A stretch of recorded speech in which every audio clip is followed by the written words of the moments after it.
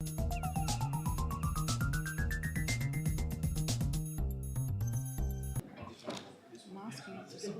we go, we're done. We're good?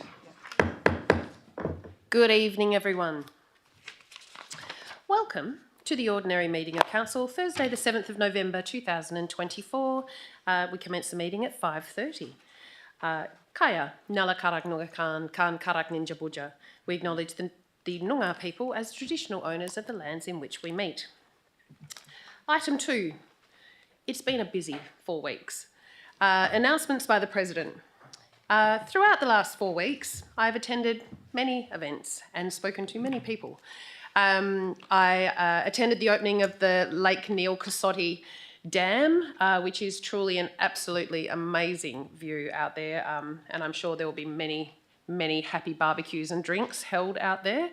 I attended the Pemberton Aged Accommodation AGM, a series of stakeholder meetings for the Manjimup Trail Bike Club, the state reception, the RAC state reception, and had the privilege of speaking to Premier Roger Cook about many issues that affected our region down here. Met with Tonya Holmes from Australia Southwest. Met with Cooperation Housing and their proposal for the social and affordable housing proposal next to Cherry Glades on the old primary school site. Met with Alan Rasmussen from the Anglicare Financial Assistance. Met with DEWA about environmental flows through West Manjimup. Attended the Pemberton Trout Festival, which I didn't realise I was becoming the cover girl for the magazine, but that's okay. Next year I will remember not to wear a white shirt when I go to a water event. Attended the Probus Southwest Zone meeting, which I have to admit was well above what I expected. They had some fantastic speakers, people that came from the entire region, and the conversations that we have, there was a lot of knowledge in that room. So it was definitely something for the older members of the room that I would well suggest getting involved with. Attended the Regional Development Australia breakfast. Attended the Innovation Industry Futures Forum for the last 2 days in Bunbury. Where else have I been? I went to the film set that we are currently secretly filming down here, which will broadcast and display some incredible sights throughout our couple of towns. And I have to admit, the lead character looks good on film. Don't know if it's a normal standard that we have out at Dean Mill, but he looked pretty good yesterday. I also attended the Dean Mill Workers Club log chop extravaganza, but I'll fill you in more about that a bit later on. Attendance, item 3, attendance. 3.1, apologies. Madam President, we have an apology from Councillor Ivey, who was taken unwell a little bit earlier today. And 3.2, approved leaves of absence. We have none. Declarations of interest. Thank you, Madam President. I have 4 forms. One from Councillor Omaday in relation to agenda item 9.9.1, which deals with the Cherry Festival fee waiver. Councillor Omaday is the patron of the festival and so has lodged an impartiality interest, so he can still partake in the debate and vote on that one. I have a financial interest from Councillor Mylan in relation to agenda item 9.5.3, which has to do with a proposed extension to an existing rural packing shed. And the nature of the interest is that Councillor Mylan advises a person who is closely associated with him has a direct financial interest in that matter. So on that agenda item, Councillor Mylan will need to step out of the chamber. An agenda item a interest item, financial interest on 3 agenda items from Councillor De Campo. Agenda items 9.5.1 and 9.5.2 deal with frost fans in Wilgarup and Dixvale. The nature of the interest held on both of those agenda items is that the company Councillor De Campo is a director of has provided transport services for the businesses. He also has Financial interest in agenda item 9.5.3, which has to do with the proposed extension to packing shed on Ralston Road, Ringbark. And again, the company here is a director of, provides transport services to the applicant. So Councillor De Campo will need to step out for those 3 agenda items, which doesn't leave many. And although it's not ordinary for a staff member to fill in a financial interest declaration, it's a bit of a different process. Councillor, the Director of Community Services, is advising the meeting that on agenda items 9.5.1 and 9.5.2 in relation to the frost fans in Dixvale and Wilgarup, that she has a financial interest and hasn't taken part in those agenda items or providing advice on the matter. And the nature of the interest held is that a partner has a business association with a proponent and advises that the director has not been involved with the preparation or review of this agenda item. So just more of an administrative advice there than anything. Thank you. Section 5, public question time. 5.1, response to public questions taken on notice. There are nil. 5.2, public question time. Under meeting procedure determined by the Shire of Manjimup Standing Orders Local Law 2013, this is the only opportunity for members of the public to ask up to a maximum of 2 questions of council. There is no further opportunity to question the Shire of Manjimup during the meeting. Questions can be asked on any Shire matter, not just on issues raised in the meeting agenda, and each person should have up to 3 minutes to ask their questions, which may be extended by an additional 3 minutes where considered appropriate by the presiding member. Persons asking questions are entitled to a response unless the question is declared out of order by the presiding member. If a matter requires further investigation, that response may be in writing. Any person asking questions of council must state their correct name and area of address, as this will form part of the public record for the meeting. Just noting that this is live stream, so you're not asked to give your full address over a live stream.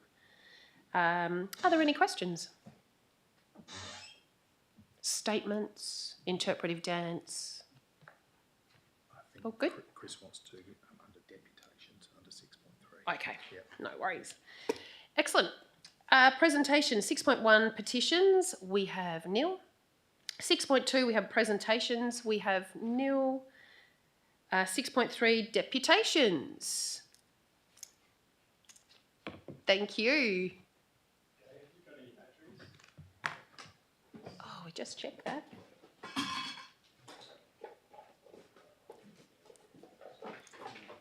Yes. Yeah, just use.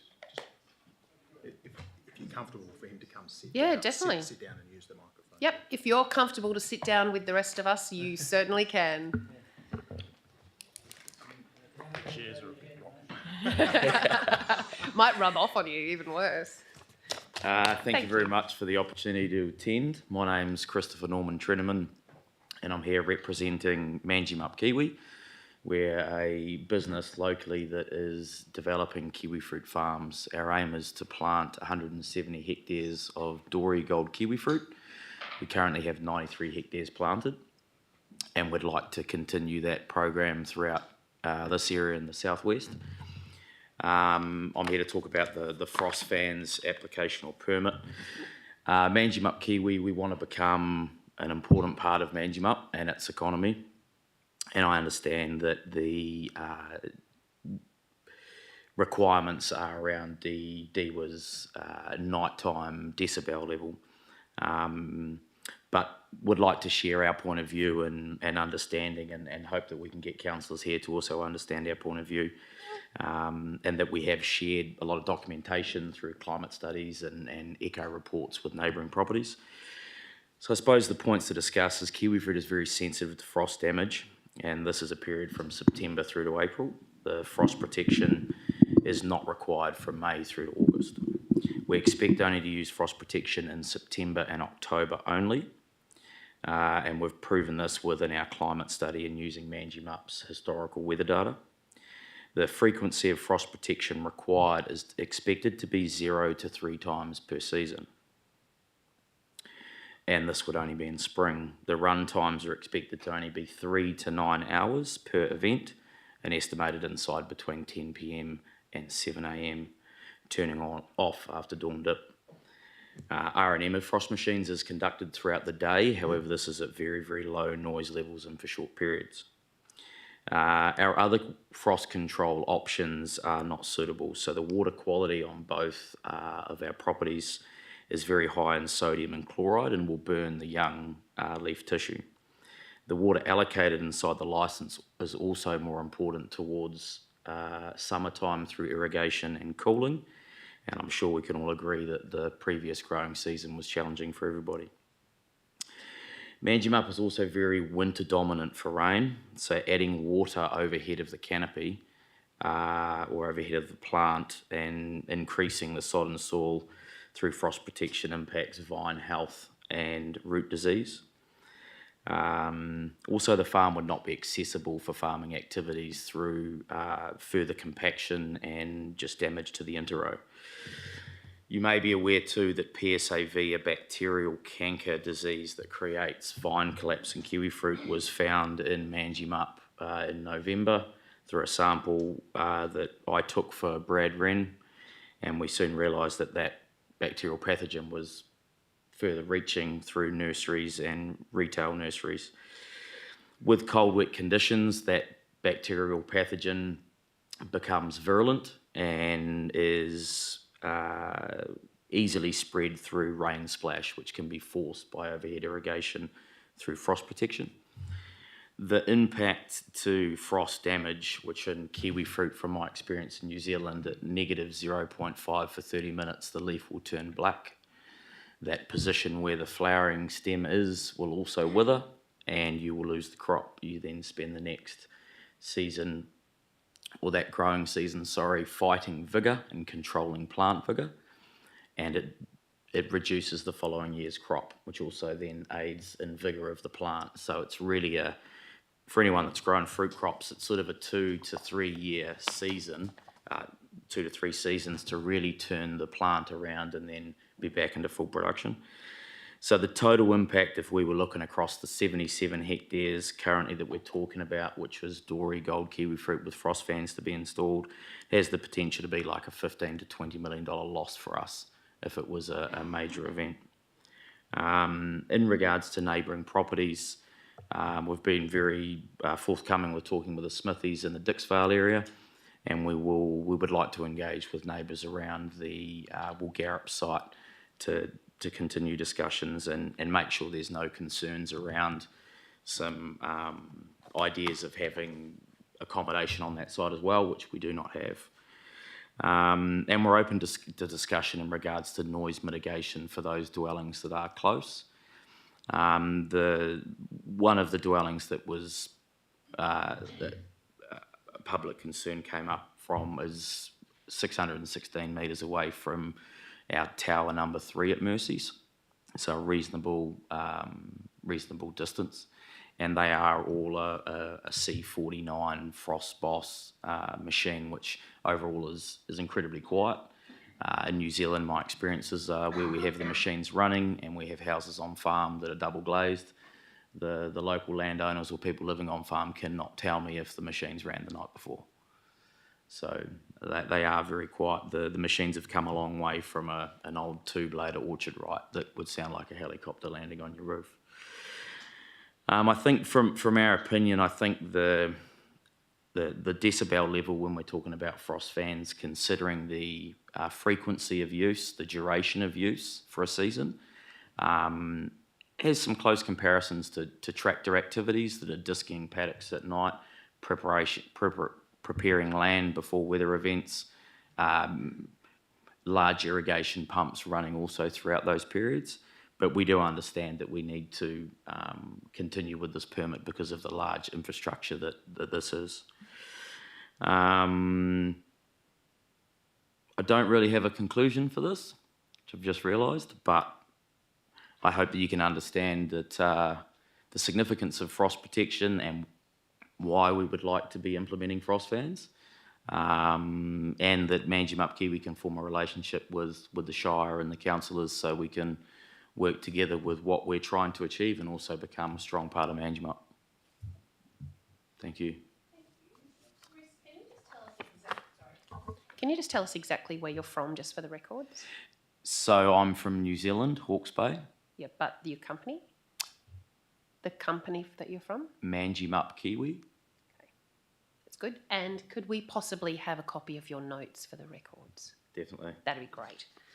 Thank you. Thank you very much. There is Anything else? one piece of the puzzle that wasn't shared previously, which is a PowerPoint that we've put together, run times for machines in Manjimup, Donnybrook, and highlighted the frequency of use from our climate study that we conducted, which included 20-metre high towers that were measuring inversion layers, and at least over 100 data loggers throughout the farm that collected temperature data, so we could determine frequency against historical data for Manjimup.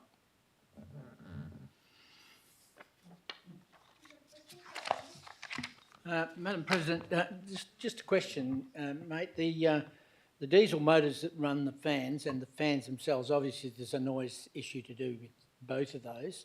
Do they start automatically, both the diesel motor and the fans? Yes, so the diesel motor gets turned on via a temperature gauge, and we can control the on temperature and also the differential for the off temperature. They're monitored by Bluetooth, so we can be on farm or at home and see them operating and look at all information per machine. There's a warm-up period before the clutch engages the fan up high, and then that slowly comes up to speed. The prop is standing outside of our roof net, which we have a 6 metre flat top. So the prop's up and out, and the engine is down below. The majority of the noise is the prop, but for frost protection, there's always a natural drift of a frost. So the area that we protect from a fan that is oscillating and it's taking warm air from the inversion layer and pushing it through the farm and then increasing that temperature for a period of time. But by the time it does a 360 and comes back around, it brings that temperature back up. Oh, look, that's it. I just wanted to know,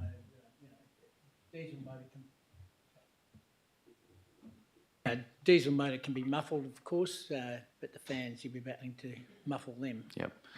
With the idea of that direction of frost too, it's never a true circle shape. It's an oval, almost like an egg shape.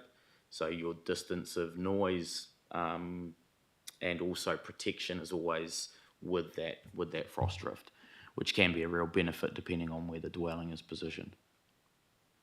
Thank you, Madam Chair. Any other questions, councillors? Fabulous. All good? Beautiful. Thank you very much. Thank you. Coming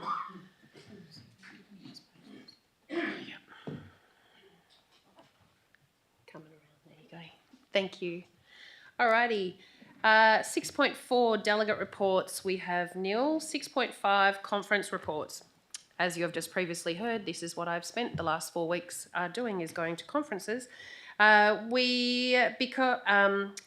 reason that we moved last month's last month's Shire meeting was because we all attended the Walga convention, the annual Walga convention. The speakers, and the last 2 days I have spent in Bunbury at the Innovative Industry Futures conference. I think the benefits of us as a council going to these conferences is to hear outside speakers, which can, it really motivates us as councillors and Shire staff that attend to find different ways of looking for solutions and also different opportunities to bring investment into our area.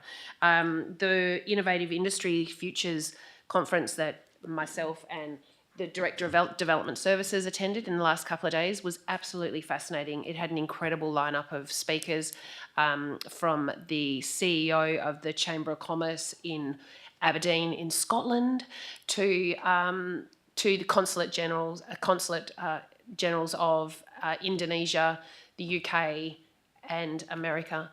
And it was about how we can use our green futures and the changeover and transition of some of the energies to green energy. I wish we had a larger budget as a council and we could implement some of these things. But the inspiration and the people that we got to speak to was really satisfying. Got to meet the CEO of Taliesin as well. So we have invited him to come down and have a chat to us, which is always beneficial to elevate our relationships with our surrounding shires. Okay. Now, section 7, confirmation of previous minutes. Councillor Omaday. Madam President, I move that the minutes of the ordinary meeting of the council held on the 3rd of October 2024 be confirmed as a true and accurate record. Is there a seconder? Councillor De Campo. Shall we put it to the vote, please, councillors? All those in favour? Carried 8-0. Fab. Section 8, motions of which previous notice has been given. Do I have to read all of this, or Councillor? It needs to be moved. Councillor Darren? I move that Council 1 reschedule the 7th of December 2024 ordinary meeting of Council to the 12th of December 2024, 5:30pm commencement at the Council Chamber, Manjimup, and 2, direct the Chief Executive Officer to undertake statutory advertising required to give effect to the rescheduled date. Thank you. Is there a seconder? Sorry, yes? Second. No. Just to clarify, that should be rescheduled the 5th of December. Reschedule the 5th of December meeting to the 12th of December. Changed one day. Thank you. Is there a seconder? Councillor Mylan. Councillor Darren, did you want to speak to the confusing motion? To the confusing motion, yes. This is really just quite a simple request to change the meeting due to a conflict with the Walga State Council meeting that's being held in Bustleton on the same day. And given that it is the last council meeting for the year, and we will not be holding another meeting until, depending on the future agenda item that's coming up, until February, it just ensures that more of the council and staff can be here for that meeting. Thank you. Councillor Mylan, did you want to speak to it? Is there any speakers against it? I'd just like to thank you, Councillor Darren. I have the opportunity to presenting at the on behalf of the Warren Blackwood Alliance at the conference, so I appreciate the move of council, which means I'm not missing our ordinary council meeting, which of course is the highest priority. Councillors, can we put that to the vote, please? All those in favour? Carried 8-0. Thank you very much. Number 9, officers' reports. For the interest of the gallery, I'll explain how we are about to consider the agenda items for this meeting. All councillors have had the agenda for 1 week, giving us time to thoroughly review each item. This meeting is the only time that councillors are able to formally debate agenda items. I will read out each item listed in the agenda, and any councillor will be able to identify an item they wish to debate. These items will be listed on the board behind me. All items not identified by councillors to be debated will be moved in accordance with the officer's recommendation in one motion and listed on the agenda and as moved en bloc for voting purposes. If your item is not listed on the board and is moved en bloc, it will be passed as per the officer's recommendation. Following this, council will consider the remaining items in agenda order. Alrighty. 9.1, Office of the CEO. 9.1.1, Proposed Council Meeting Schedule for 2025. Councillor Winfield, thank you. Taken out, please. 9.2, Corporate and Governance. 9.2.1, Proposed Lease to Baptist Care, New South Wales and Australian Capital Territory. 9.3, Finance and Administration. 9.3.1, Shire financial payments for September 2024. Councillor Ventris, taken out, please. 9.3.2, Lower Donley River leases, intent to raise rates. Thank you, taken out. 9.3.3, monthly statement of financial activity September 2024. 9.5, statutory planning. 9.5.1, proposed use not listed frost fans at lot 4 Yanmar Road and lots 2 and 3 Tannen Road, Dixvale is taken out. 5, The next two need to be taken out for financial. yep, So 951, and 9 point, so we'll just take them out. And 9.954, proposed family daycare centre at lot 464 in brackets 48 Mottram Street, Manjimup is taken out. 955, delegated planning decisions, September 2024. Community and recreation services, 991, consideration of fee waiver request from Manjimup Cherry Harmony Festival 2024 was taken out. Sorry, Paul. Yep, he wants it taken out as well. 913.1, proposed divestment of Graphite Road and Perup Road to Main Roads, Western Australia. Parks and Gardens, 914.1, proposed budget amendment for Giblet Street planting is absolute and taken out. Advisory committees, 916.1, unconfirmed meeting minutes or meeting notes of the Access and Inclusion Advisory Committee meeting held on the 19th of September 2024. And 916.2, unconfirmed minutes of the Road Infrastructure Advisory Committee meeting held the 15th of October 2024 is absolute and taken out. Councillor Amadei. And Madam President, I move that Council adopt the recommendations contained in the Council officers and committee reports on pages 1 to 79 of the agenda, with the exception of those on the board. Thank you. Is there a seconder? Councillor Mylan. Thank you. Put it to the vote, please, councillors. All those in favour? Code 8-0. Thank you. Okay. 911, proposed council meeting schedule for 2025. Councillor Winfield. Can I ask a question before we proceed? Is there a legislative obligation for us to publish the dates at this point? Mr CEO. Thank you, Madam President. There's a legislative requirement to resolve the dates before December 31 and for them to be advertised, I think, before January 1. So theoretically, if the item was deferred through to December, we could still achieve that. Is there a mover for the item? Councillor Darren. I would like to move as per the officer's recommendation with two minor changes, that the time associated with the column under agenda briefing and also the time under the column concept forum be removed. So essentially it would be as per the officer's recommendation, but in February under agenda briefing it would say the third Tuesday of the month and not have a time. Is there a seconder? Councillor De Campo. Councillor Darren, did you want to speak to the motion?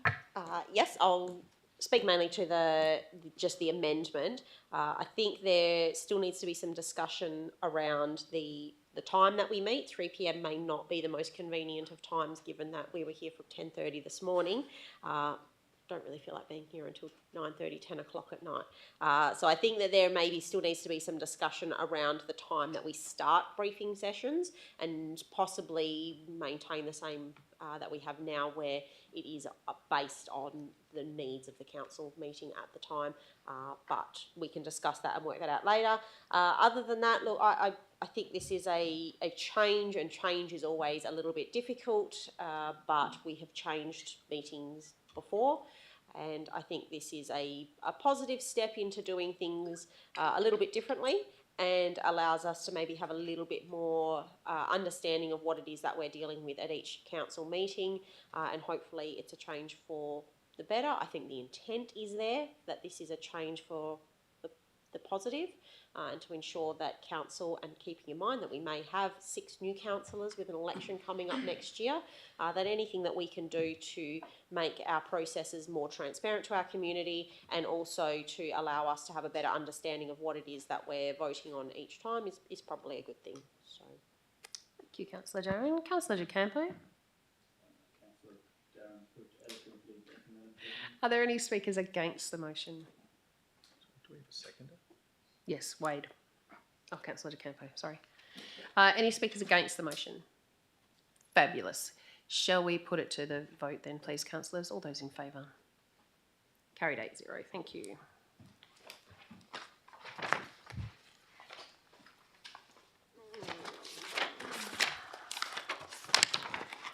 Page 20. No, 17. Oh, yes. 9.3.1, Shire financial payments for September 2024. Oh, would someone like to move the motion? Councillor De Campo? I'm not sure for what reason, but as per officer's recommendations, Is there a seconder? I'm sure the reason will become Councillor clearer. Mylan. Okay, would you like to speak to the motion, Councillor De Campo? No. Councillor Mylan, are there any speakers against the motion? There's no quote or anything. What's going on? Any speakers against the motion? Why did we pull it out? Okay.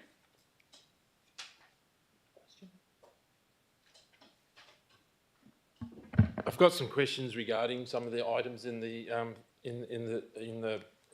agenda attachments, and I'd prefer to discuss that in private with the CEO at a further date. So I'm not in a position to support this at the current moment. Okay. But I'd like to discuss it outside of the meeting. So I won't I'd just like to have the opportunity not to support it. Excellent. Thank you for the clarification, Councillor Ventris. Shall we put it to the vote then? I don't know. There's nothing to close. Shall we put it to the vote, please, then, councillors? All those in favour? Carried. And against? No, sorry, I'm not against it, no. No, okay. Shall we do that again, please? All those in favour, councillors? And against? Thank you. 8-6-2. Thank you. 6-2. All right, now we'll go to now we'll go to page 20. 9.3.2, Lower Donnelly River leases, intention to raise rates. Councillor Mylan.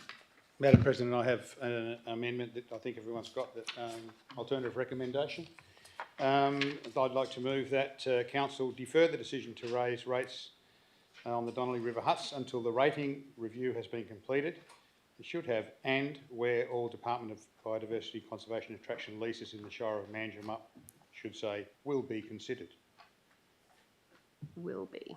2, direct the Chief Executive to send a letter to the Donnelly River Conservation Association on the outcome of the agenda item and to thank the group for the professional presentation delivered by Mr Brad Russell on the 12th of September 2024. Thank you, Councillor Mylan. Is there a seconder?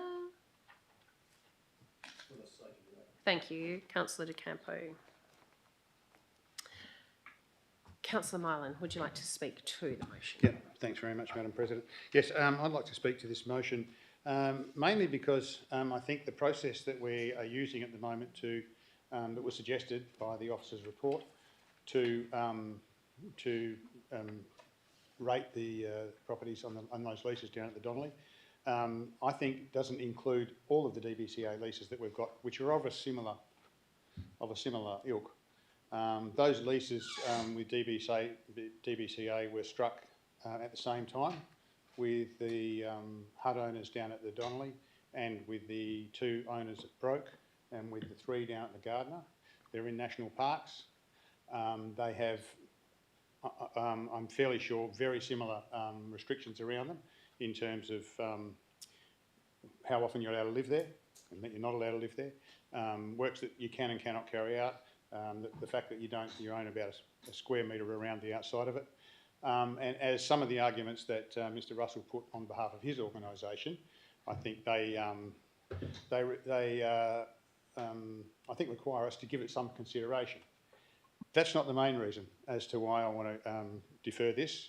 We have, as a council, determined that we are going to have a Shire rates and rates review where we consider differential rating. That's one of the things that we've committed to doing. This is the only group that I'm aware of that's actually requested to be rated differentially, and we really haven't the opportunity to discuss whether or not we make that a part of our differential rating that we may discuss when we do the rates review. Also, if we do if we do determine to go back and rate them at the full rate, or any rate for that matter, as per the original recommendation, then it would be, to my way of thinking, not a fair process, because those hut owners down at the Donnelly will be saying, well, what about the other hut owners who are in the same position as us? Why haven't they been rated? I don't know that they received, I believe they received the letters at the same time, like 9 months or so ago, saying that we were considering rating them, but we haven't included them in this process, and for some reason they get to be part of the rates review in such future time. So I don't think that's a fair way to go about it. I think all of those similar leases should be considered, so we've got a policy for it, and we consider it, you know, in the full light of any information and feedback that we receive, to make it a fair process. Thank you, Councillor Mylan. Question, Councillor Amadei? Madam President, my question is in relation to, I understand the valuations have been done for Broke Inlet and for the Gardner, Mouth of Gardner New Growth. How long will it take, if we've already got the valuations, how long will it be before that matter comes before council? I'll defer to Director of Business.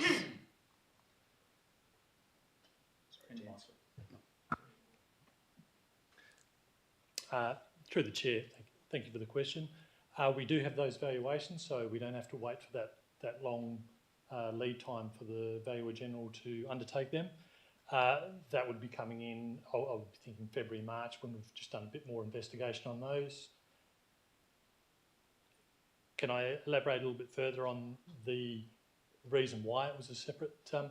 In terms, really, the Donnelly was something that has been in Council's radar for quite some time. The Broke, there is squatters' huts down there which require significant work for the landowners to get them up to condition, so DBCA will actually lease those. And as a council, we don't have the ability to rate a property without a proper lease to be able to put a value on it. So we really treated the Donnelly in isolation because of its clear nature opposed to those others. Thank you. Councillor Darren, question? Could I foreshadow the officer's recommendation if this motion is Does lost? this? Yes, thank you. Sorry? That would happen anyway. If this motion is defeated, then... No, it has to be foreshadowed. Yeah, we have to foreshadow the officer's recommendation. Councillor De Campo, did you want to speak to the motion? Hang on. Well, I do want Seconder. to, I want to speak against it, sorry, actually. And I did, like Councillor Moylan and I did talk about this during the week, and I have sort of changed my view because if we could rate the Gardner and Broke, I would certainly do that right now as well. The reality is, and I guess part of this is a bit of a statement and part of it's a question, I mean, the management plan for the Gardner is very difficult, I understand, but for Broke is how many days, months, years away? Are you asking me the question so I can defer it? Sorry, Madam President. Thank you. If I could ask the Director of Business. You can the ask me question. and then I'll defer Okay, it. Thanks. I'll ask you. Sorry, Director of Business. Sorry, to the Chair. The management plan for the Broke is the one that has a very long lead time in terms of what council need to do down there and what the actual hut owners need to do, considering they're in a pristine environment with some of their health issues and things with septics, etc. So it will be quite a long process down at the Broke. Gardner and the Cow Cup, we have, and the two Broke leases, we already have the valuations on. Okay. Oh, is he still speaking?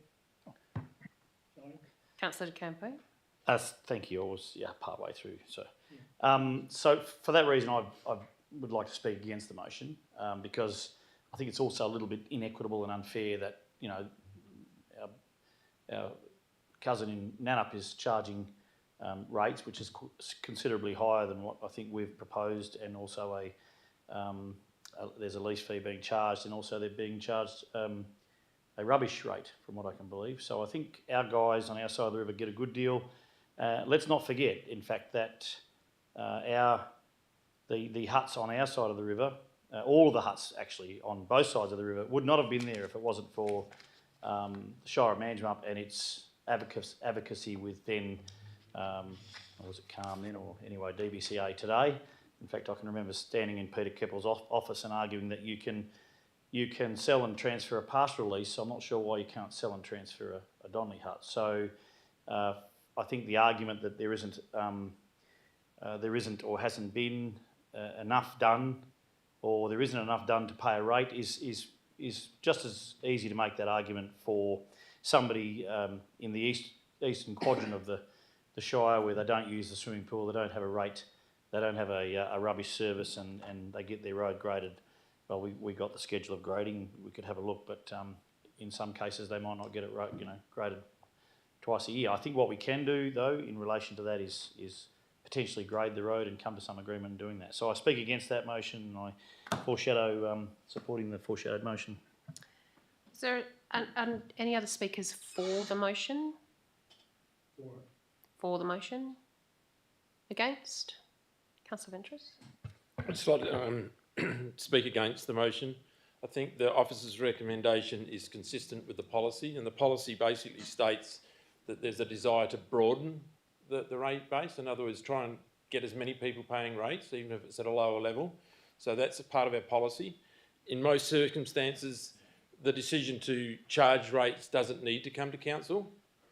It's decided by the officer.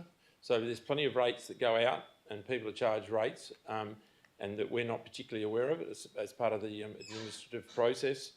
There's others that would have similar claims.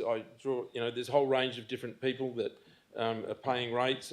The Greenlands estate people, from the moment they purchase their property, have been paying rates consistently at $1,200 a year. They're building houses. It's taking 3 or 4 years to build those houses. I know in one circumstance that the family continue to live in Perth while they wait for their house to build.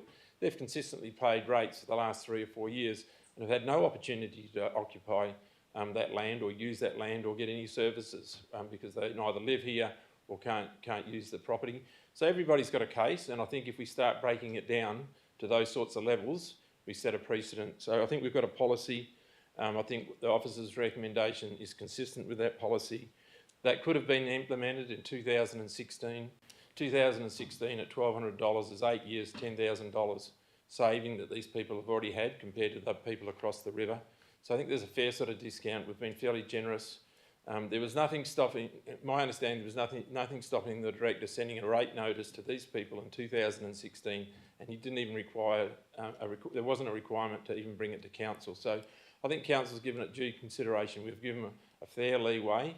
And is there more people that can be added to that broadening of the base? Sure. There's people at Broke, there's people somewhere else where we will continue that pursuit to broaden the base of rates, and that's a process that's taken out primarily by the Director of Business, and I'm sure he will continue to do that. We do face the situation with what's just been described by the Director is actual fact that the people in Gardner with their rates, with the valuations already been done, could find themselves in a position where they are actually will start paying rates before these people in the Donnelly because the valuation's not been done. So if the valuation takes some time, we could find the situation in actual fact that the people that have been referred to in the other parts of the Shire will start paying rates prior to these people. So I think we just stick to the policy. We continue to broaden the base. Nobody likes paying taxes. It's not a popular sort of situation, but the policy is to broaden the base. And I speak against this motion and support the officer's recommendation, as unpopular as that may be. Thank you, Councillor Ventris. Are there any other speakers for the motion? For? Madam President, I'd like to speak for the motion, and I acknowledge that I think Councillor Mylan has brought this forward in good faith to allow for the review of rating to take place before a final decision is made. And I think that's a legitimate argument. You never know, after our review, we might have a totally different view on how we're going to rate the huts on the western side.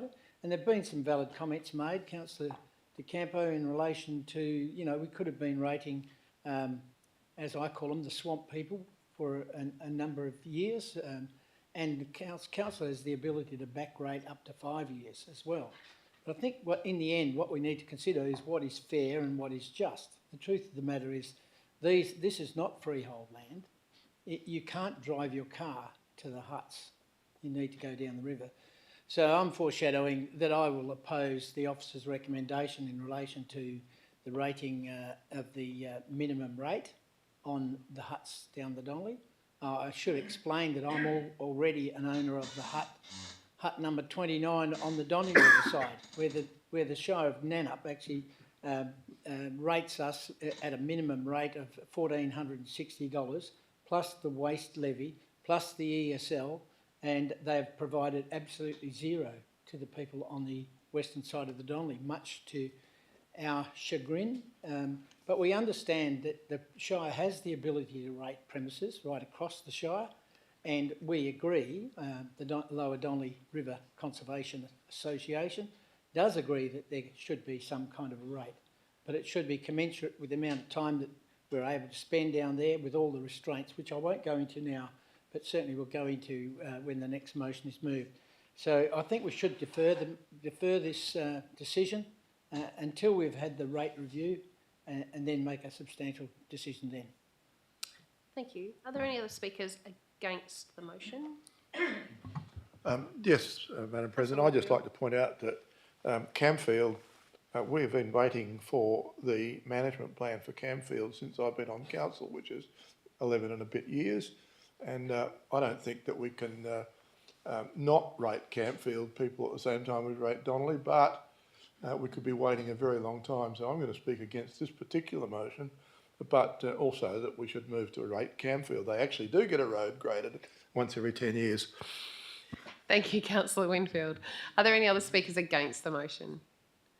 Would you like to close the debate? Thank you, Councillor Mylan. Yeah, thanks very much, Madam President. I think some of the information's not quite accurate. The Camfield site are squatters with no lease, and we don't have the potential to rate them. And to then say that we're going to the two huts on the other side, the Rooney and the Wilson hut, which have been, my understanding, they've complied with all the regulations to get their buildings to standard as per what the Donnelly people were quite required to do, and I think the Gardner one's the same. So I think the Camfield thing's a completely separate issue. That's a longer term game.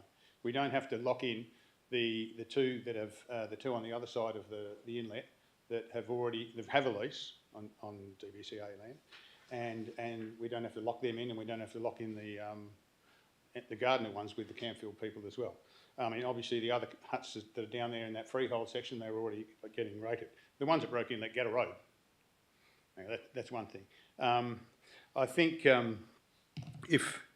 if we go ahead with the motion as was recommended, we'll be saying we're going to rate the people at the Donnelly at the full minimum rate, because that's what it falls at, and we're locking ourselves into what we're going to do with the other ones straight away. If we wait to the rates review and the differential rating process to occur for when we consider the huts at the Broke Inlet, then we will say, well, we can hardly give them a discount, which they're probably going to ask for as well.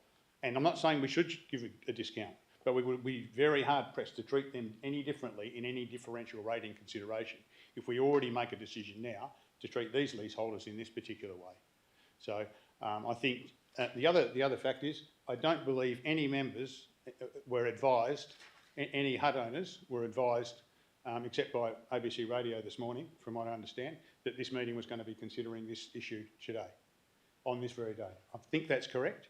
I'm pretty sure, although someone did say that Mr. Russell did know it was coming up. I don't know if he was advised that it was at this meeting, but I would be pretty sure that some of the hut owners from the Donnelly would be at this meeting today if they got contacted and said that they could come along and represent. Thanks. Thank you. Director of Business, did we get confirmation that they had been advised? Through the chair, they haven't been formally advised, but as indicated to Mr. Russell after his presentation, that it was coming to the next meeting. Thank you. Okay. Councillors, can we please put Councillor Martin, can I get you to read? Yeah, your alternative again. This is what we are voting on, councillors. Thanks very much. Not family daycare. This one here.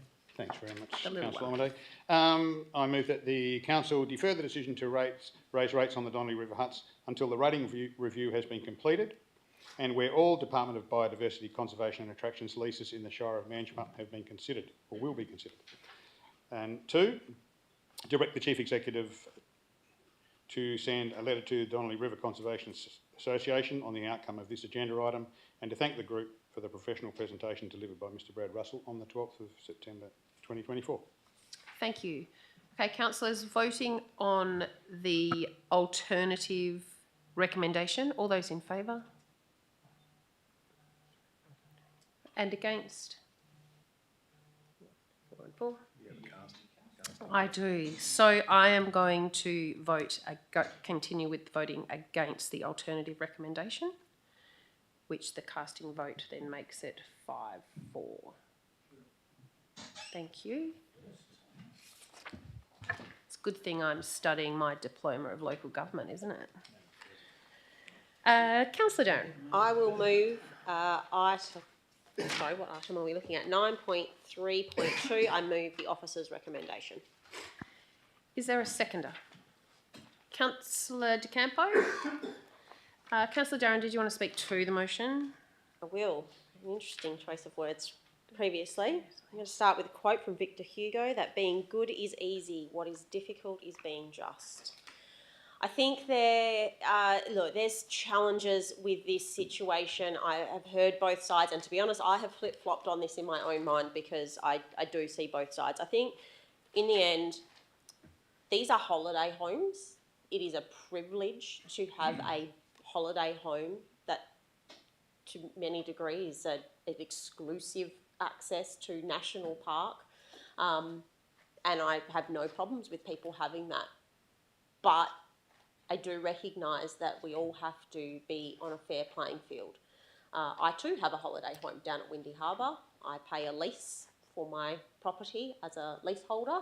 I also have no rights to live in that property all the time, and I pay rates. So I think there needs to be a level of equality across the board. Now, there is arguments that certain provisions aren't provided for those people. That is something to take up with their lease, with their landlord. If you want the road graded, if you want certain things provided to you, the same as I have to at Windy Harbour, I would have to take that to my landlord and ask them to do that within the funds that I pay from my lease. And I think that the Donnelly Hut owners should do that. In terms of the services provided by the Shire, I think there is often too much of a focus on this idea of direct services being what I get out front of my house. And in reality, they have just as much access to services as the rest of us do in terms of planning and building permits, advocacy, which is a huge aspect, and this was actually a huge part of the Donnelly Huts themselves, required the support of the Shire of Manjimup to advocate for their position. There are roads within the Shire of Manjimup that are under the control of the Shire of Manjimup that are maintained and graded for the use of anybody travelling throughout the Shire, and yes, for those people travelling to the landing site to travel to their property. To say that they don't use any Shire of Manjimup roads is just not accurate. We provide footpaths and we provide support to all the businesses in the towns where hopefully they are going to buy their supplies, and if they wanted to, they could go to the library and borrow a book. They could go to the pool and let their kids have a swim. These services are there not only for the general community, but for anybody that's within this region. Whether you choose to use those services or not, we all pay rates if we own a property. And just the same as these people do, whether they choose to use those services or not is their choice. But there is something about being just and having a sense of equality that whether you like taxes or not, which I think most of us don't, we all contribute for the greater good. And this is one where I believe that the perception of what I get out the front of my door probably isn't a true reflection of the actual services that the Shire of Manjimup provides them. And I would find it difficult standing in front of any one of my other constituents in the entire Shire and say to them, why does somebody else have a property located in this Shire that has access to any of the other services that I have when I walk into the Shire offices or I pick up the phone, why do they not pay and I have to pay? And the answer is although I understand where the Donnelly hut owners may be coming from, I'd have a really hard time explaining to those other constituents why somebody else pays and somebody else doesn't pay and they do when they could possibly be making the same arguments. So on that note, I support the officer's recommendation and I encourage the council to also support it. Thank you, Councillor Darren. Councillor De Campo? You certainly can. Are there any speakers against the officer's recommendation? Councillor Almaday? Madam President, yes, I think I've already signalled that I would be opposing this motion. And just to clarify a few things, the road to the Donnelly River Landing belongs to Parks and Wildlife. It doesn't belong to the Shire. The camping area down along that road is managed by Parks and Wildlife. The toilets at the landing are managed by Parks and Wildlife, and the car park is also managed by them. So when you go down the Donnelly, and I've been going down there for about five years, probably been down there about 400 times, I reckon. The first thing I had to do to get down to the Donnelly is buy a boat. The boat cost about $45,000, a pretty modest sort of a boat. So there are no other places that I'm aware of that are leases in the Shire where you have to buy a boat to get to them. The other thing is, if you were down the Donnelly, would you get in your boat to go back to the library? Surely you would go online. Surely, if you wanted to go to the pool, the river is at the end of the jetty that we pay for and pay a lease to the Department of Transport and pay a lease for our hut as well to Parks and Wildlife. But the difference is we're only allowed to have 90 square metres. Now, I challenge anybody at Windy Harbour to, or maybe in the central area there, the what's it called? Wait, help. Okay, don't. In Chinatown, they might be under 90 square metres, but the rest of them are well and truly above that. The other thing is that we're only allowed to spend, like Windy Harbour, only allowed to spend 3/4 of the time down there. So the argument that I would pitch would be, if this motion is defeated, that we should rate the lower Donnelly on the Manjimup side at 3/4 of the minimum rate, which would be about, so there'd be a 60 or 70% of the minimum rate, which would, I think, be fair, given that you're not allowed to stay there. You're not allowed to light a fire. You're not allowed to have a garden. You're not allowed to grow a plant. And 1 metre outside your hut, anybody can get access to. They can walk right past your house whenever they like. We are restricted as far as noise is concerned. We are restricted as far as lights are concerned. So it is very different down at the Donnelly than what it is. And somebody said it's a privilege. I think we are all privileged in this Shire to live where we do. Every one of us. So the argument about privilege, I think, is a little bit over the top. The other thing that happens at the mouth of the Donnelly is you supply your own water supply. You also, whereas at Windy Harbour, there is a dedicated water supply. And also you are allowed to light a fire outside. You're not allowed to light a fire outside down the mouth of the Donnelly. So there are significant restrictions. Now, within the body of the report, there's a comment that says that the members down there could generate income through the short-term holiday letting. Now, that's just not true, even though it's in the lease. It was put into the lease as a SOP by the bureaucrats to get the lease approved. In other words, to give the broader community access to the huts. Now, everybody can go down there. You can walk wherever. You can use anybody's jetty because that's what the lease says you can do. So you don't really need to have to comply with the other things. So as far as short-term holiday letting, can you imagine if you had a hut down the Donnelly and you're letting it out to, say, the new CEO? We'll let him out to him for $250 in 5 days and you'd recoup all your rates. Sounds really good. How does it work physically? How do you get the person down there that's going to let your place? Are you going to pick them up with your boat, or are they going to go down with Casanato's tourism boat at $80 to go down, and then when you come back, $80 to come back as well, because he doesn't allow you a round trip. So there's a lot of issues that are different at the mouth of the Donnelly to all of the other leased areas. And as I said, in the end, you have to have that boat. You know, if something happened to the person who was renting the premises, because you are able to do it if you want to, what happens if something happens to the lighting? Bear in mind the lighting is solar. If something happens to the water supply. So the person down the Donnelly, if they're lucky, they might be able to get through on the phone because the reception on the mobile phone is intermittent. One more minute, councillor. Sorry? 1 more minute. Yeah, I'm sorry, maybe I'm going on a little bit too long, Madam President. But so that's just not an option. That letting the premises is just not an option because it just wouldn't work. So I think that what we need to do is be fair and just on this, that the hut owners down the Donnelly, the swamp people as I call them, whilst they may not have paid rates in more recent times, everybody acknowledges there should be some kind of rate. Brad Russell has made it very clear we accept that there will be a rate, but it should be commensurate with the amount of time and the difficulties that we have that don't exist anywhere else in the Shire. Thank you, Councillor Amadei. Can I ask a question before we go on? If we were to rate them at the minimum rates now and then the rate review came through, could that rate be revised to a lower amount? Yes, Madam President. Thank you. Or a higher amount. Thank you. Speakers for? Councillor Ventress. Yeah, again, an unpopular situation, but I support everything that's been said by Councillor Darren.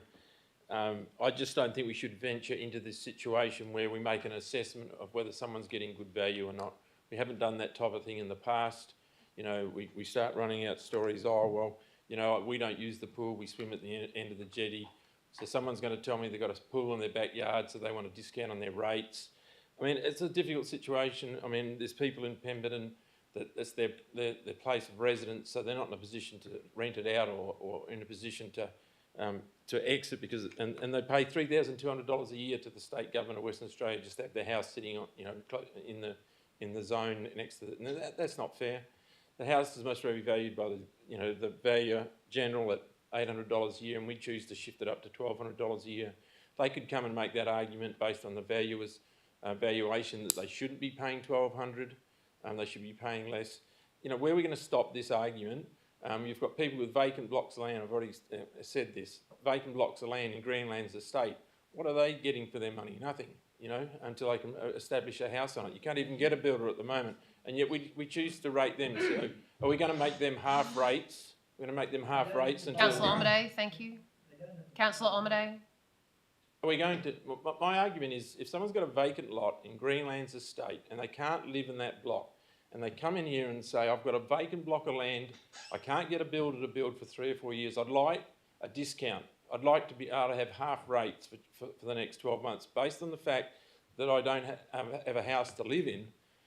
Once we start this situation, where are we going to finish? That's my argument. So why there's good and strong arguments, and they've been made by Councillor Amadei, I don't think we want to venture into the area where ultimately it's the Director of Business who rates people in the predominant situation, and then start making the situation where we're going to go away from the valuer's valuation and move away from minimum rates and start picking and choosing who you know, what's a fair and reasonable. There's nothing fair and reasonable about paying tax. We've never pretended that the rate collection system is actually particularly fair. We all know that there's an inequities in it. And in this situation, there might be a level of inequity. But we go back to the facts. The facts are these people have not paid rates for the last 8 years when others have. So that's the first inequity. They haven't paid rates for 8 years. Let's acknowledge that. And that's been a discount where everyone else has paid rates for their vacant lots and etc. These people. So is there an equity? So is there a suggestion we should backdate for 5 years to make it equitable? Even if it is at the 80% rate or the 70% rate, there's no suggestion of that. Just there is an equity in the system, and so we've given it due consideration, and I think under due consideration, and even though it's the unpopular thing to do, I support everything that's been said by Councillor Darren. I don't think we should continue this argument because I don't think there's any winners. I think we should take the officer's recommendation. I'd encourage everybody to support the officer's recommendation, deal with the matter, and to support the officer's recommendation when we vote, so it doesn't come back to haunt us. Thank you. Thank you, Councillor Ventris. Any other speakers against? Councillor Marlin. Thanks very much. I'll try not to repeat myself with the same sort of arguments, but I would like to say that I think the sort of concept of, you know, you're fortunate to live here is totally irrelevant. You know, you're lucky to have a place there for you. It's got nothing to do with it, who you are, what you are. It's a process question I'm talking about here. I'm not arguing with these people shouldn't be rated. I'm not even actually putting forward an argument right now whether they should have a reduction of rates. I'm saying that we've got a process that we've decided we're going to go into, which is a rates review process, okay, and where we're going to consider variable rates and different, what's it called? Differential rating. We're going to do that kind of a process, and we're saying to one group of people who we've got the valuations for in exactly the same situation, but, you know, for all intents and purposes, they're in the same position, and we're going to say you get to wait for the rates review, and you guys, because you actually probably bothered to get yourselves together and come and actually talk to us and make an argument about why you think you should have a differential rate, and we know about you because you made yourself public and come to us, you're going to get copped straight away. I just think it's not a fair process. I think they should be rated, and we need to do it at the rates review. Thanks. 4, Councillor De Campo. I'd just like to exercise my right. Thank you, Madam President. And I will also be careful not to go over old territory. Let's not forget how the Donnelly huts actually came into existence, and up until 2000, just after 2019, Quantup pastoral lease, in fact, still existed. It wasn't in the national park then. It's on the maps as Quantup pastoral lease, and pastoralists drove their cattle down to the river in summer and fed them, and then drove them back. In 2019, in fact, there was a proposal that I've just looked it up. To excise the Nannup huts and bring them into the Shire of Manjimup, which was rejected. So the fact that it was a pastoral lease, you know, could well have been rated as a pastoral lease in the past, although we don't know that. I don't accept the argument that, you know, you've had to buy a $45,000 boat to be able to access the Donnelly. In fact, we probably should charge you more for the peace and serenity you get. And in fact, I know that during COVID, quite a lot of people locked themselves down there for a number of months because it was the safest place on earth to go to. So perhaps we should charge you a little more than the minimum. A little more than the minimum, in fact, Madam President, to be able to have that safety, and have that confidence that COVID wasn't going to get you. For people to say that they get nothing out of the Shire in relation to going to the Donnelly would have to be a fallacy. You'd say that, wouldn't you? And in fact, this year, Madam President, we're spending $461,885 on the Channy Berrup Road, which I think every boat that I see go to the Donnelly, including the Donnelly River cruises, goes down Channy Berrup Road, Madam President. So I'm not sure that they don't get something from the Shire. And in fact, at the other side of the Shire, and there is a co-contribution to this, but I know some people who have a hut at the Donnelly use Grays Road. And in fact, what are we spending on Grays Road this year, Madam President? We're spending $186,431 this year to seal part of Grays Road. We can use that argument anywhere. And in fact, quite a few people in the East always argue with me that why should we pay for a swimming pool, which was the largest investment this Shire made at the time in an individual recreation centre, over $1 million, more than the federal government put in. So the argument that you don't get a service from the local government is not right. You use the roads, you can't use all main roads. Do we need to do a joint venture with DBCA and perhaps grade the road once a year for the 10,000 we're going to collect? Yes, we will do that though. Nannup hasn't done that as far as I'm aware. Councillor Omadé. We will do that. Councillor We will Omadé. do that, and we'll do it because it's the right thing to do. And you will get something for the rates you pay. So in closing, I urge you to support the motion to rate the Donnelly huts. This notion that people weren't aware of the fact that it was coming to council, we don't send out notices to everyone when there's going to be a rate increase each year. People in the Donnelly huts were well aware this was coming. Nobody likes taxes. We've said that before. Nobody likes taxes at all. Nobody likes implementing new taxes. Nobody likes new taxes. There's a certain person that does this a lot now in the international stage. But I urge you to have at least consistency and equity at the Donnelly. And then we'll deal with the others. And if the rate review says that we're charging too much, well, we'll reduce it. Let's not forget, in 2019, our minimum rate in 2019 was $892. It's only gone up $158 in 5 years. So I think it's a good deal to be able to have access to the national park, where when the National Park Management Plan came out many years ago, those huts were to be removed. Our advocacy alone should deserve the respect of rating the huts because of the notion that we participated in that negotiation, which Nannup did not, by the way. Nannup did not. So I urge you to support the motion. Thank you, Councillor De Campo. Councillor Darren, did you want to close the debate? Just going to give a little plug to the Shire of Manjimup libraries that do have all their resources, or a lot of their resources, available online. So you could you could download Thank it you, Councillor beforehand, Oliver. and you could read it while you're down there.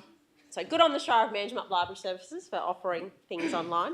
I agree that, look, there are some restrictions down there that would be very frustrating. No campfires, no plants, no reception, only 90 square metres.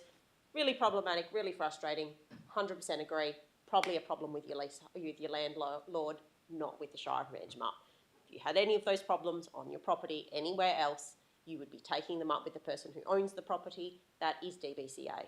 So I strongly advise that hut owners, if they have those issues, advocate for that, and maybe they could use some of their rate value to ask the Shire of Manjimup to potentially help them to write a letter or to advocate for some of those things if it was deemed suitable.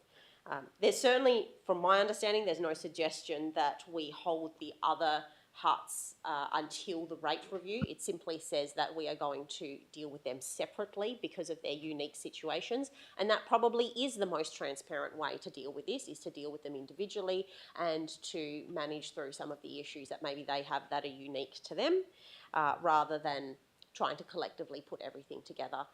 But yes, it was said that that would be held to the rate review. I don't believe that is actually the case, that it wasn't intended to be dealt with separately, and that the rate review would be more holistic and about our rates more broadly, and this issue could be brought up then. So again, I would strongly ask you to support the motion.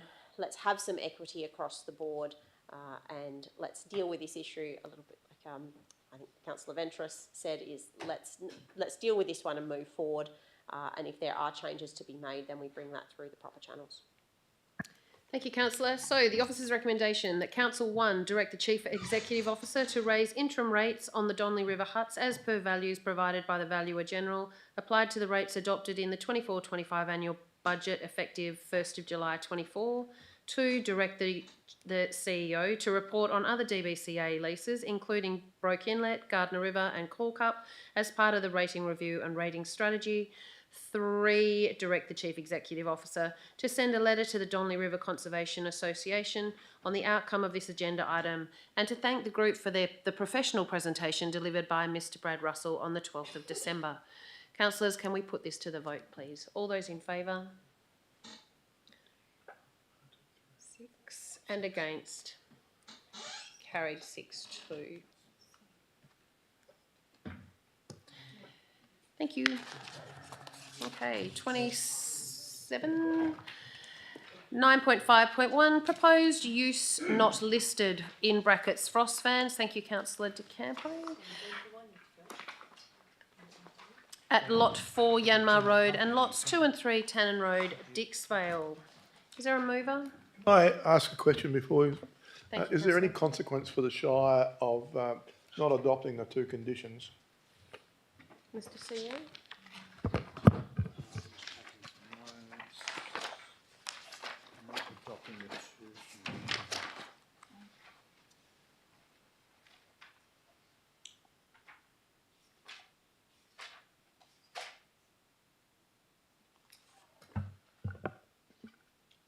Madam President, may I? Thank you. Thank you, Councillor, for the question. Certainly, condition 2 is required in order to ensure that the development that is undertaken complies with the plans that have been lodged. So that's in my opinion, a requirement. Yep, absolutely. And condition 1, I might need to defer to our Director of Development Services. My understanding is that, given that the noise levels are over the prescribed limits, the is it DWER or EPA are required to give approval for that, or DWER, and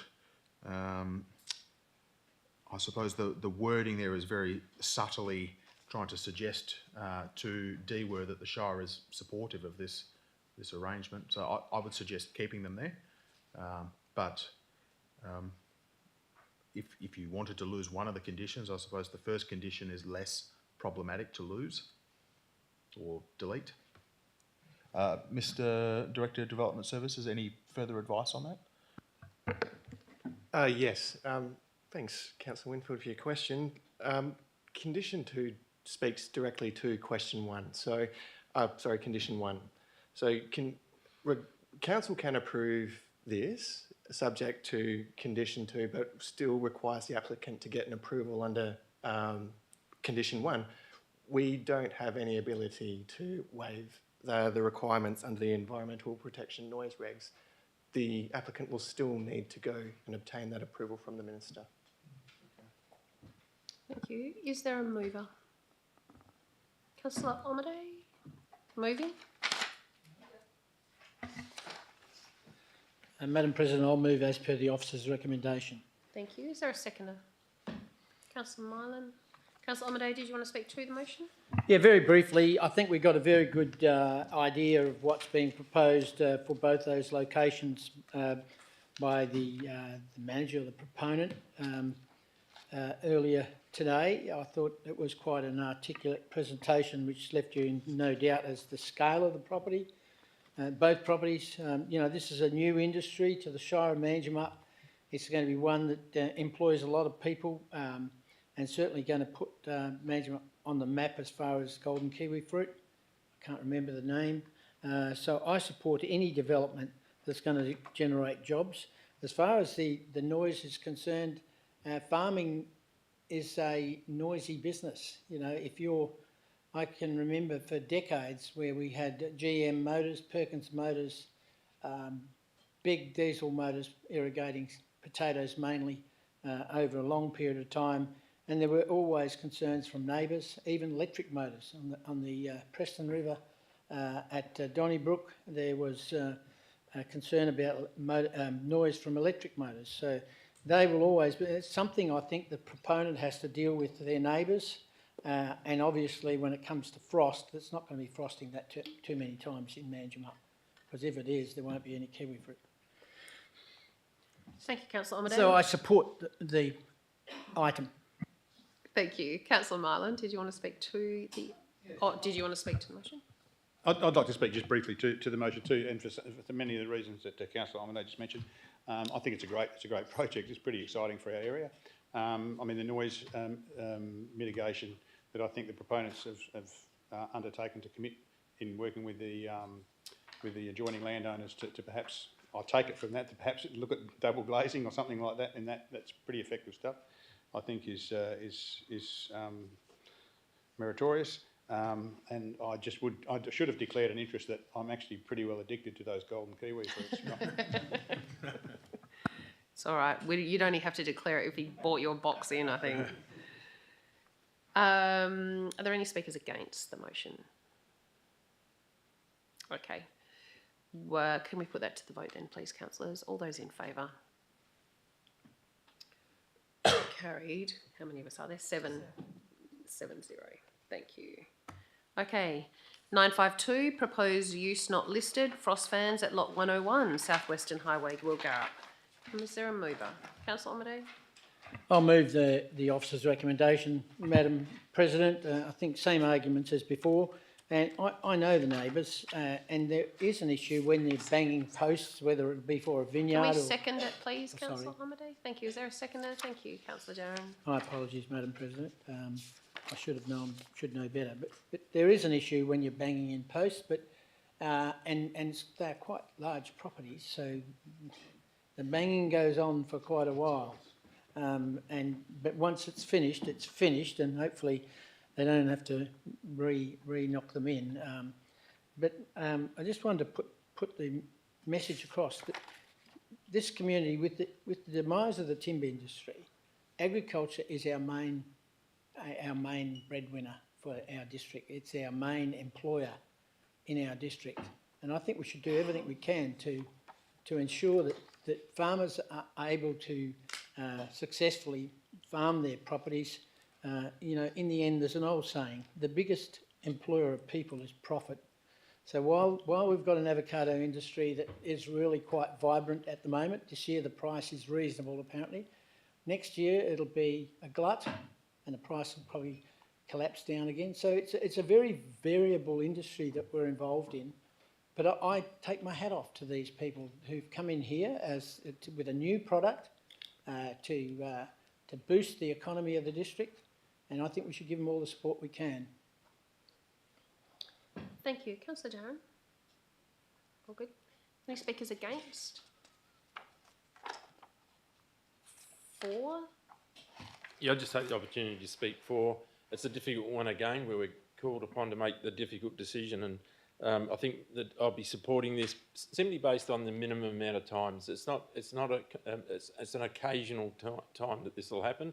Sure, it'll be a sort of level of inconvenience, but based on the amount of frost in particular, it really has, you know, there could be some misinformation out there about fans that consistently go every day, every night for months on end.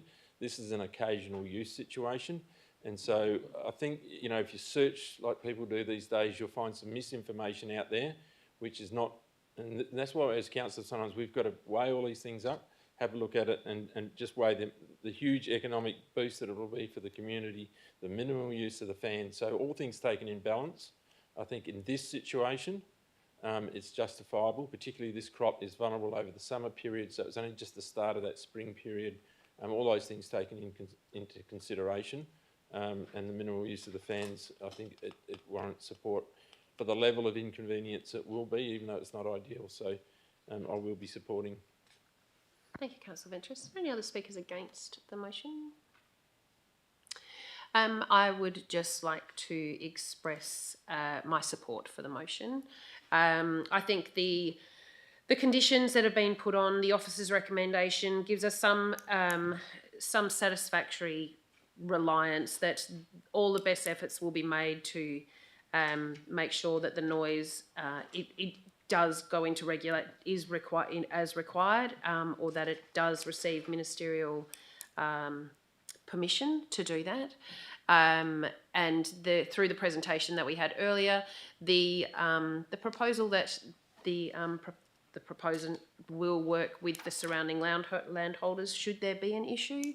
I do thank you as well for a very comprehensive presentation earlier, and support what Councillor Omade has said as well.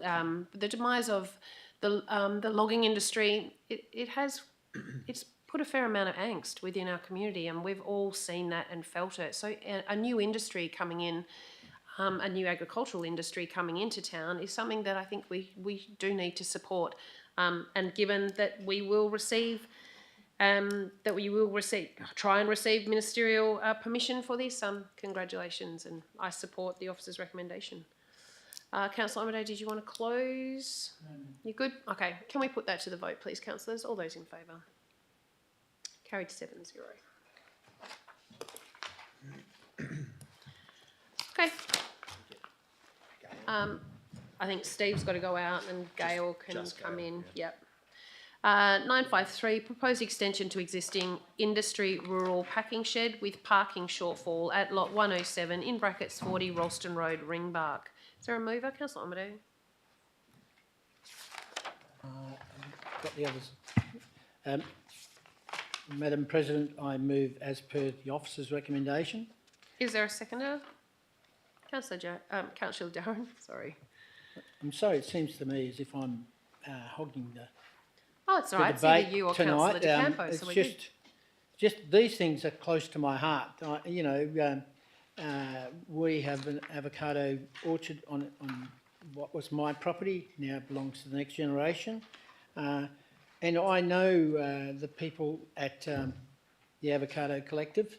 They are locals who have great initiative are outstanding managers. This is the premier packing facility in the Shire of Manjimup, and I understand lately they've actually even got some more packing to do from further west. But you only have to look at the figures there, and there's 76 employees at the packing shed. There's 18 full-time, and 30 of those are through the Pacific Australia Labour Mobility Scheme, the PALM scheme, so the Pacific Islanders, who've added to our community. They spend their money in our community because they need to survive. They work extremely hard. It would be a good idea, I think, one day for the council to go out and have a look at the packing shed.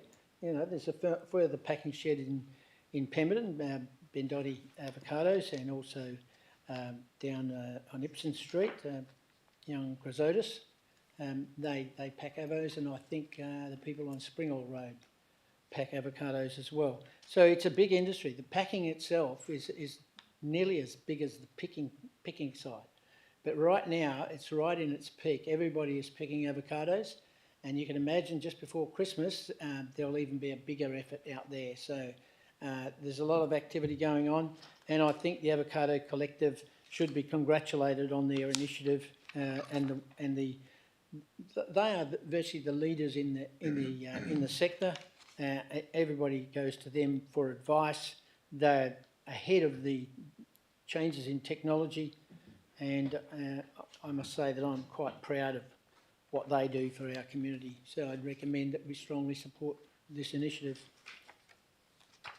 Thank you, Councillor Omadei. Councillor Darren? Are there any speakers against the motion?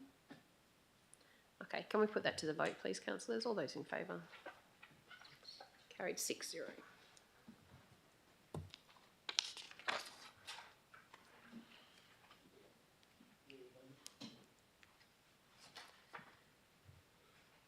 Okay, item 9.954, proposed family daycare centre at lot 464 in brackets 48 Mottram Street, Manjimup. Councillor De Campo. Thank you, Madam President. Could I move an alternative recommendation prepared at the request of the proponent in relation to item 954? It is as per officer's recommendation with a replacement for condition 1.3 to read as follows. 1.3, the family daycare hereby approved is limited to a maximum of seven in brackets persons, a maximum of which 5 in brackets 5 may be aged under 4 in brackets 4 years, of which a maximum of 2 in brackets can be under the age of 2 in brackets, in the premises at any one time to the satisfaction of the local government. And the reason is the applicant has provided additional information applicable to the application in the form of a pre-approval for the additional child under 4 years. This waiver, I'm guessing that's so. This waiver comes with restrictions. Extra wording has been required to be included in the condition. Thank you. Just to clarify that it's 0.3, not 1.3. Sorry, 0.3. Thank you. 1.3. Is there a seconder? Councillor Darren. Councillor De Campo, did you want to speak to the Yes, thank you, Madam President. And I would just like to say that the care of human life and happiness and not their destruction is the first and only object of good government. And I think tonight we are showing good governance and good government by allowing a daycare centre where it is. It's an area of unmet need within our community, and I encourage anybody else who has the desire, the capital and the will to look after others' children to come forth and please submit as well. But congratulations. I hope it goes very well. You've got a great location, and I urge you to support the motion. Councillor Darren. Can I ask a question first? Certainly. It was Benjamin Franklin. It was Benjamin Franklin. On condition 2, it says this approval is granted until the 30th of June 2026. Could I just get an answer on, is there any particular reason that needs to be 2026? And then I'll speak to the motion. Director of Development Services. Yes, through the chair. Thank you for the question, Councillor Darren. I believe there is a reason. The manager for planning services might be able to articulate that. Thank you, through the chair.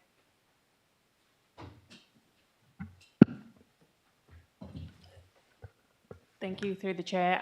Family daycare business is considered a home-based business, which accrues a annual renewal fee similar to holiday accommodation, holiday houses, and alfresco dining. Thank you. Can I ask a Councillor- question on that then? Certainly, councillor. So does that mean, that doesn't mean, I think I'd know that doesn't mean, but does that mean that it has to come back to council, or you can approve it administratively annually? Okay, Director of Development Services. It'd be an annual renewal. Administratively? Administratively, yes. Okay, thank you. Councillor Darren, did you want to speak as a seconder? I concur with Councillor De Campo. I think anybody who's willing to look after small humans on a regular basis should all be our heroes, because I don't particularly enjoy staying home looking after my children all the time. So I thank you very much. But in all seriousness, it is. And live stream. And I'm okay with them hearing that. No, but in all fairness, I think, look, I hate going back to COVID, but we do. COVID certainly taught us that these roles of people, whether they are in aged care, whether they are in childcare, whether they are teachers teaching our children, whether they are people serving us in our supermarkets, people that are doing cleaning, all of these roles that are so often not valued to the extent that they should be, we really realised how much we need them. And that has only become more prominent, certainly in Manjimup, and I think in a lot of places where access to early childhood education, because that's what it is. It's not just daycare, it's not just babysitting services. These people provide early education for our young people, and these are absolutely vital services and something that has been really lacking. So I do really commend anybody who wants to take that up. Running a business is a really, really hard thing to do. Being in early education is a really hard thing to do. Put both of them together, and yes, you are definitely my heroes. So I would encourage everybody here to support this motion. I think it was very well written, and I do appreciate that the officers have taken the time to weigh up some of the issues that were presented here, particularly from Main Roads, and come up with a solution that I think is very balanced and very pragmatic in the circumstances. So thank you. Councillor Darren. Sorry. Are there any speakers against the motion? Excellent. I would like to speak to it, but I can't speak. We did a workshop earlier in the year about childcare. The need for childcare within our region is overwhelming. I get phone calls weekly, if not daily, about people that are desperate to get their kids into childcare so they can go back to work. The add-on to having childcare within our region means that our economy will thrive. We have doctors and nurses and professional people that cannot go back to work because their kids cannot get into childcare. I, like Councillor Darren, my favourite time of the day is putting my kids on the bus to go to school. So I fully commend anyone that wants to look after anyone else's children, and absolutely hats off to you. Congratulations in putting this forward. I know it's been a hard slog and it's been hard work, and I fully commend and support the officer's recommendation. Councillors, can we put this to the vote, please? All those in favour? Carried 8-0. Thank you.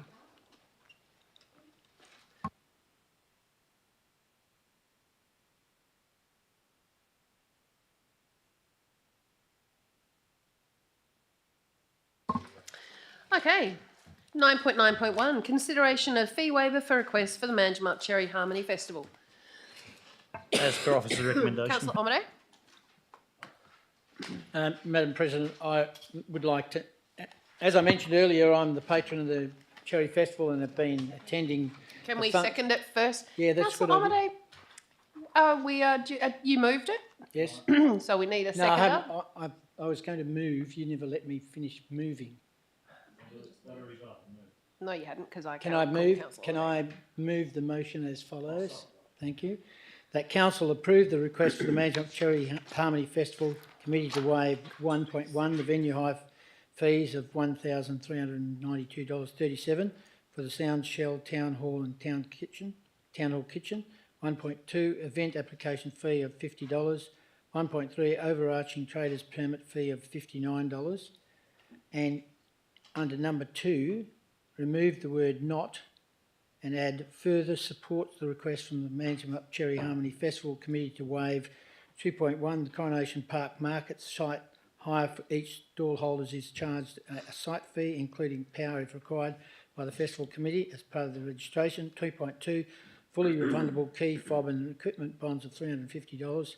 2.3 post-event venues cleaning charges of $200. 2.4 one licensed music fee for the Sound Shell and Brockman Street precinct of $24. Seconded, councillor De Campo. Councillor Amade, did you want to speak to the motion? Madam President, as I said, I've been closely involved, and so has Councillor De Campo. Has provided his truck for the 23 years that the Cherry Harmony Festival's been going, and I think that has been a major contribution. This committee is basically a totally voluntary committee, and yes, they do receive funds by way of grants, and the council has supported them through thick and thin right from day one, and I can't see any reason why we should cut that recommendation short. Bear in mind that these people spend days and days and days organising this festival. They work extremely hard. It's been strongly supported by Shire staff too over a long period of time. And I think if we're going to support them by waiving fees, then we should waive all of them. Thank you. Councillor De Campo. Are there any speakers against the motion?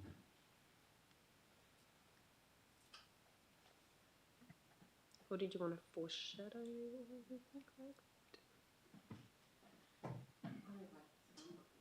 Okay.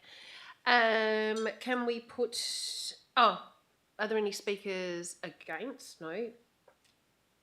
Well, that's it. Shall we... 4, we've done the 4 bit. Shall we put it to the vote then, councillors? Oh, did you want to close? No. There's nothing to close. We didn't debate anything. Shall we put it to the vote then, please, councillors? So that is the officer's recommendation with the not removed in section 2 is what we're voting on. All those in favour? 1, 2, 3, 4, 5. And against? 5, 3. Thank you.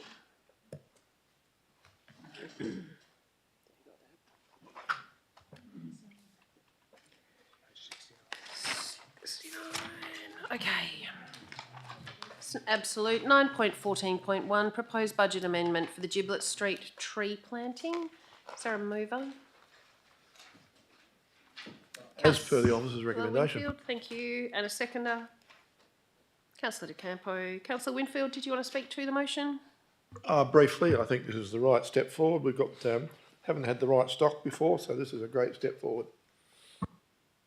Thank you. Councillor De Campo? No. Are there any speakers against the motion?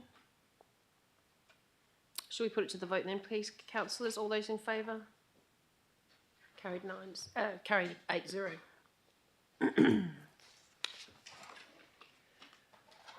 are we up to? 76.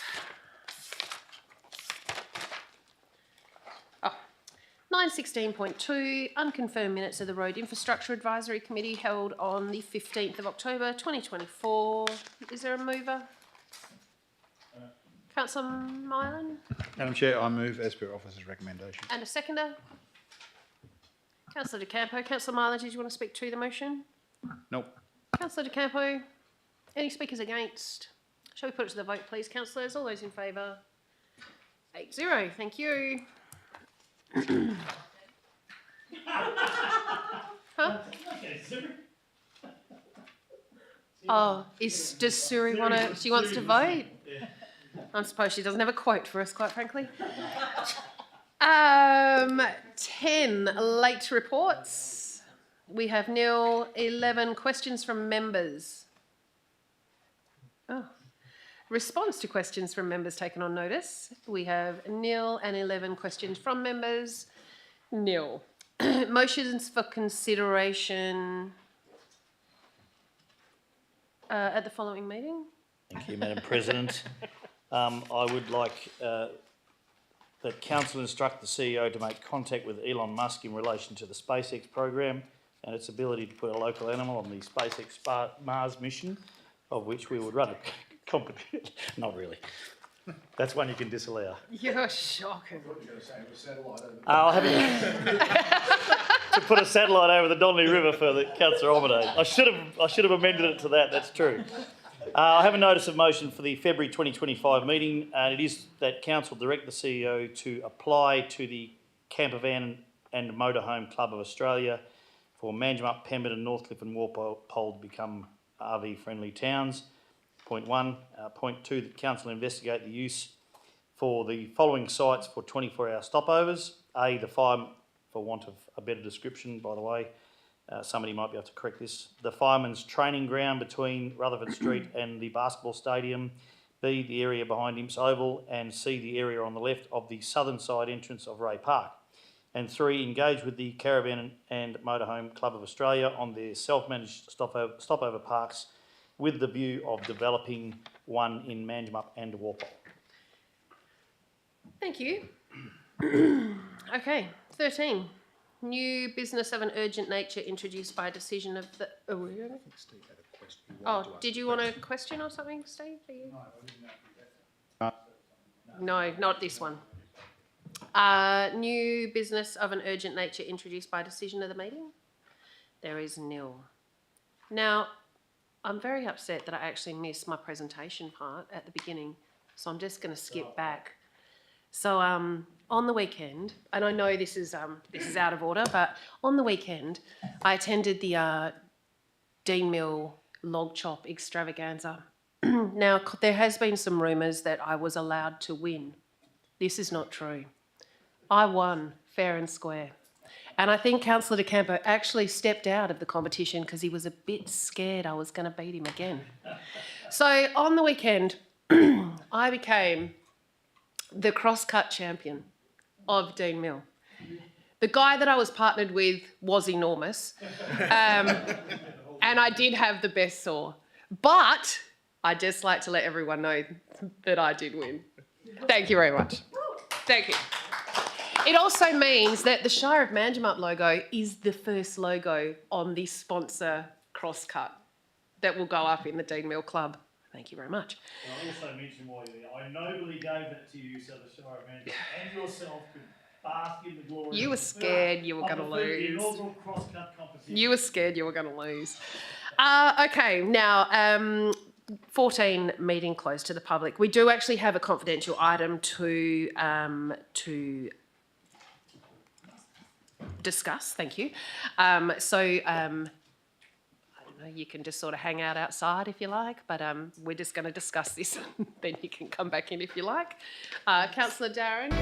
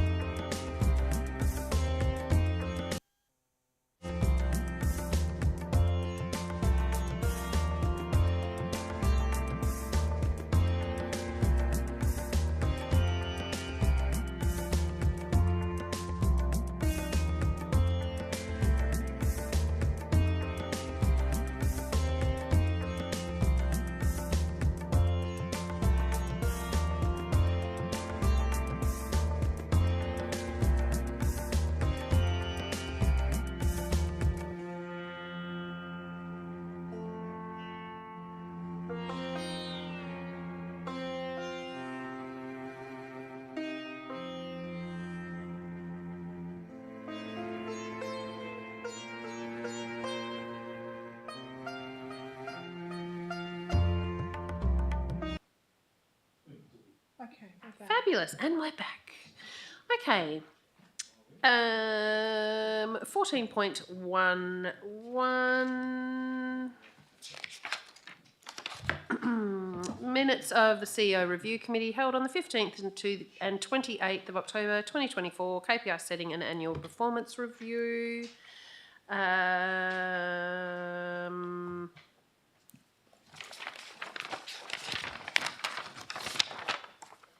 That.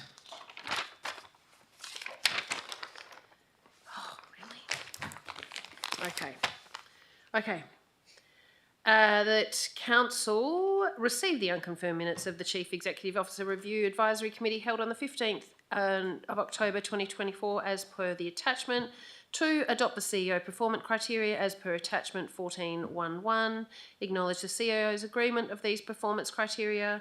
4, notes that the appraisal of Mr. Ben Rose, Chief Executive Officer, has been completed for the period of November 2023 to October 2024. 5, endorses by absolute majority the findings of the summary report as presented by Price Consulting and thanks Mr. Rose for his efforts. 6, do I have to do that bit? What is 6?